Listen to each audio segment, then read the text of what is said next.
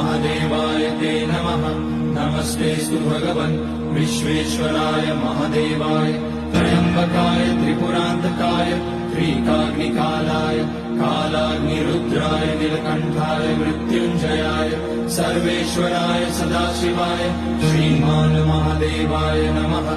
ॐ नमः शम्भवाय च मयोपवाय च नमः शङ्कराय च महेश्वराय च नमः शिवाय च शिवतराय च। ॐ त्र्यम्बकं यजामहे सुगन्धिं पुष्टिवर्धनम् उर्वारुकमिव बन्धनान् मृत्योर्मुक्ष्यमामृतात्। नागेन्द्रहाराय त्रिलोचनाय भस्माकराय महेश्वराय नित्याय शुद्धाय दिगम्बराय तस्मै नकाराय नमः शिवाय।